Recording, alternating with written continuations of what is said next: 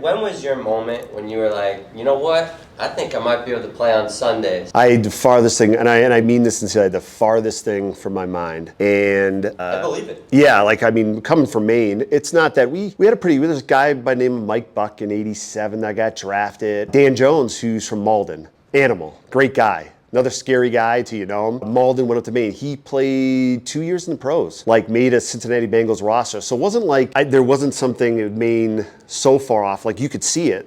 You saw people that have done it, but it was the farthest thing from my mind. And I randomly would get some letters from agents, if you can believe it, right? They'd send you letters back in the day. There was no social media. There's no cell phones. It was letters. Now everybody would DM you, right? Yeah. So they'd send you letters. Probably when you're 18. Yeah, different guys. Yes, maybe they would rate draft prospects. And if you're probably for an offensive line in the top whatever, I'm sure these agents that are certified get these listings. So I got a couple, and I was just, I got them from my dad. They're sending them home, and I didn't know anything about it. Certainly my dad would never know anything about that. So I kind of brought him to the O-line coach. I said, listen, I'm getting these, you know what this means? He said, hey, a couple teams have been calling about you. I said, what?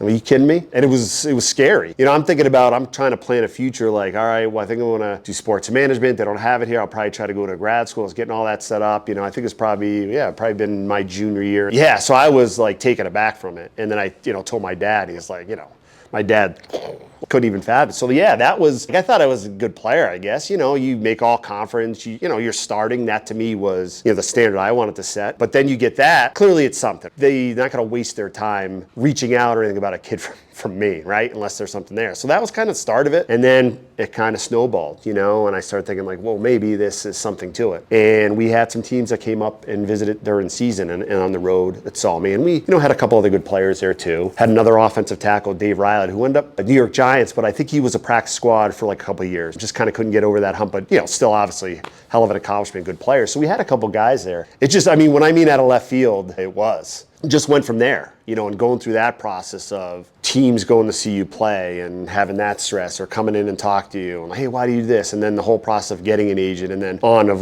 these workouts that we had to do. Because unfortunately, pro days at Maine aren't reality. And I wasn't in the top 300 to go to the combine. So it was I'm working out at UConn. I'm working out at Columbia. I'm working out at Amherst. We get a couple guys in Maine, you know what I mean? So I had to do this like these kids now for colleges, right? Instead of just this is my pro day at Maine, you had to bounce around. And talk about your NFL draft process just to build off that, the workouts you did. I want to know about the interviews. It was simple stuff, but the workouts were, basically combine stuff. Sometimes they had 2 workouts in a week, back to back. You were allowed to work out a certain mileage from your house and from the school, so you'd reach out. Most of the colleges were great, call the coach of UConn, do you mind if I work out with your guys? Sometimes they don't, right? Because they want, and I get it, they want the spotlight on their guys.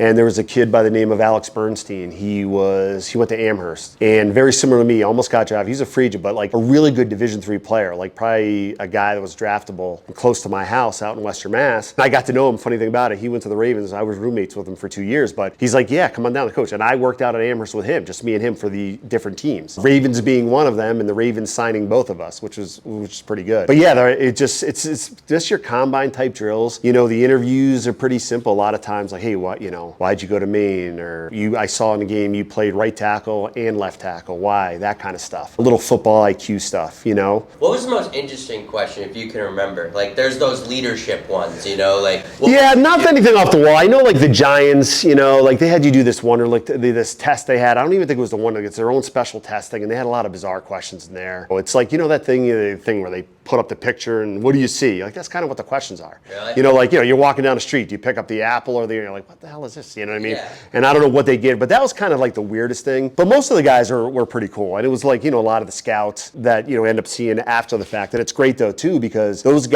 scouts that are going the road looking for the small guys are the hustlers, the workers. And over the course of my career, all those 10, 12 guys I saw, I'd see them oh, Mike, it's really good. We liked you. I'm glad you're doing good. Stuff like that. The guy from the Ravens, George Kokanis, who was GM for the Browns and he's back with the Ravens, was one of those guys. He loved the small little school guys. And he put that time in, right? He did that extra drive. That's why the Ravens, for a great patch, did really good job with free agent. Priest Holmes, myself, a lot of them that got on to play long careers. So that process, it was taxing.